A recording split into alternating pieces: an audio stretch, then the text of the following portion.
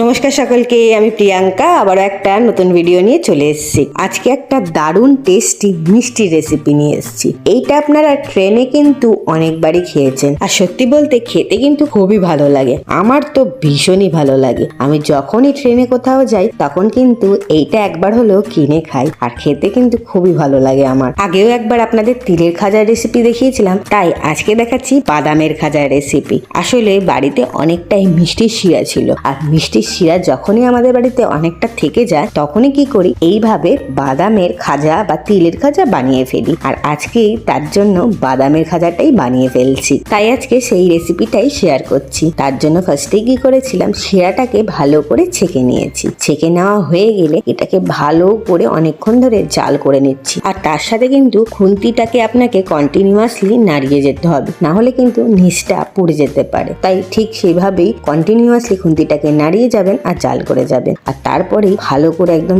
দেখবেন যে শিরাটা যখন পাকে চলে এসছে তখন অল্প করে একটু নুন দিয়ে দেবেন, আর তারপরেই দিয়ে দেবেন বাদামগুলো। দিয়েও ভালো করে বাদামগুলোর সাথে মিশিয়ে নিয়ে তারপর দিয়ে দেবেন একটু বাটার। বাটারটা দিলে এটার ফ্লেভারটা অনেকটা ভালো আসে, তাই জন্য একটু বাটার দিয়ে দেবেন। বাটার দিয়েও ভালো করে মিশিয়ে নিয়ে তারপর একটা থালার মধ্যেও বাটারটাকে ভালো করে মাখিয়ে নিয়ে তারপর যে মিশ্রণটা বানিয়ে রেখেছিলেন সেটা ওর মধ্যে ঢেলে দেবেন। ঢেলে দেওয়ার পর প্রায় 1-2 ঘন্টা মতো রেখে দেবেন। দেখবেন এটা পুরো ভালো করে শক্ত হয়ে সেট হয়ে গেছে। তারপরেই ভেঙে নেবেন। আপনাদের এই রেসিপিটা কেমন লাগলো অবশ্যই কিন্তু কমেন্টে জানাবেন, আর ভালো লাগলে অবশ্যই একটা লাইক করে দেবেন। আর যারা আমার চ্যানেল নতুন বন্ধু আছেন তারা কিন্তু অবশ্যই চ্যানেলটাকে সাবস্ক্রাইব করে দেবেন। কালকে আসবো আবারও একটা নতুন ভিডিও নিয়ে। আজকের মতো টাটা।